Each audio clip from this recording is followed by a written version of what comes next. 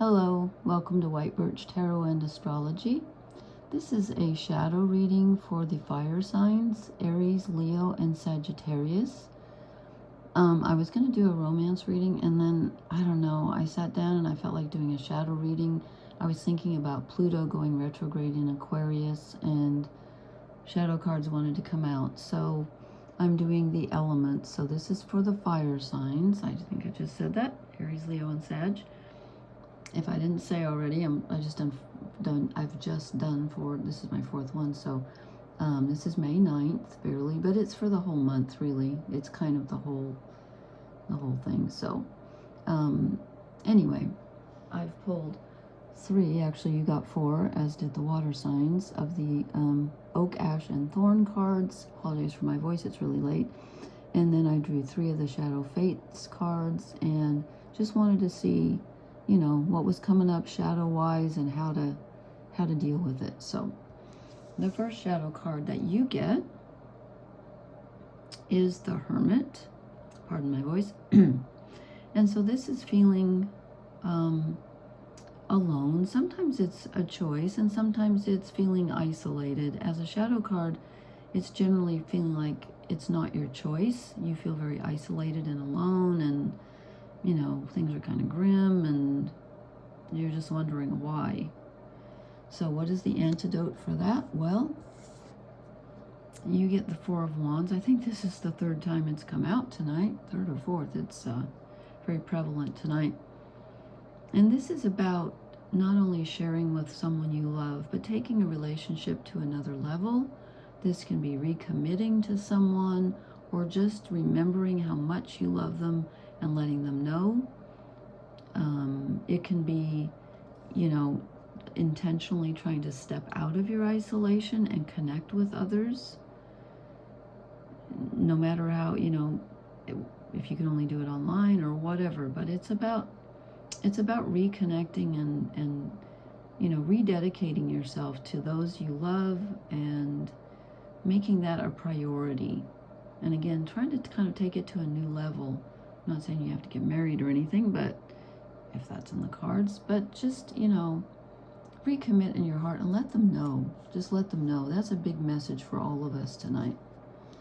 And then the next shadow card that comes out is the 2 of Pentacles. And I think, especially in this deck, it's about things being out of balance in a very real sense. So what you're doing with your energy on a daily basis, and where your time and your money are going, because Pentacles are, you know, the earth signs. So it's about time, it's about money, it's about energy, things you can measure. And something is definitely out of balance here. You're juggling too much. Again, that's a message that's coming out for all of us.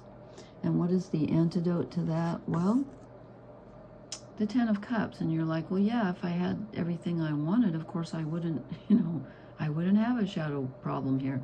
But this is about letting yourself feel, and it's about enjoying what you have. That's coming out very strongly tonight. I want to just look at this deck has it. Do they have anything different in their 10 of Cups? No, just happiness and fulfillment. So search for the things that you already know. You know, we all know what makes us happy. We all know what fulfills us.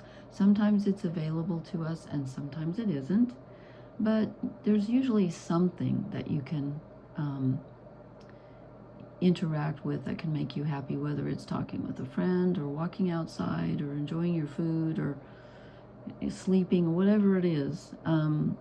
It's about trying to enjoy the days, enjoy the time. You know, a friend told me the other day, we never know how much time we have, and with things going on in the world the way they are, I'm not trying to be a doomsayer, I don't feel that, but you never know. So just try to enjoy what you've got, and try to find some emotional fulfillment, even if it makes you feel selfish or whatever. You know, do things for yourself. Enjoy what you have. Enjoy what you love to do. And then the next shadow card that comes up is the Knight of Pentacles. And normally the Knight of Pentacles is, you know, very measured, decisive action, very cautious, but well planned. And so I think as a shadow card, and especially in this deck, look how his hair is blowing out. He's not being that way.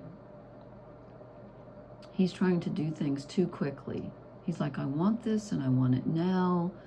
And, you know, this is a reading for the fire signs, and we're known for that, especially Aries, but all the fire signs, they kind of want everything yesterday. So it's telling you to slow down a bit, you know, savor the day. And what's the antidote to that? Well, interestingly, we get the movement card. We get Chariot, which is about going in a direction. It's about movement.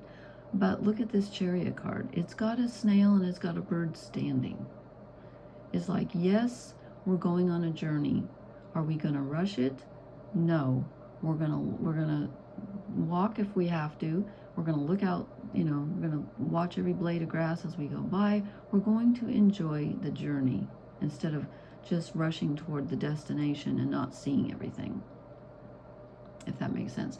And then I don't know why I felt moved to draw a fourth card for you, as I did with I think it was the water signs, and I got the same one that I got for them, interestingly, the Two of Swords.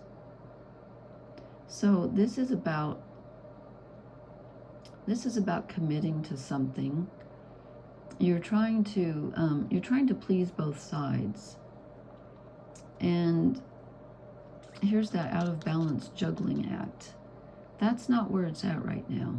And again, that was a very clear message for all the elements: earth, air, fire, and earth, air, water, and fire. That's the order I did them in, not that it matters.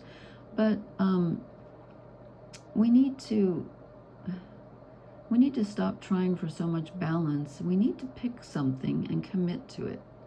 And then don't rush toward it, but move toward it slowly. But, you know, there's something we're just kind of ignoring. And that's not going to be helpful. You know, this Four of Wands is also a commitment card.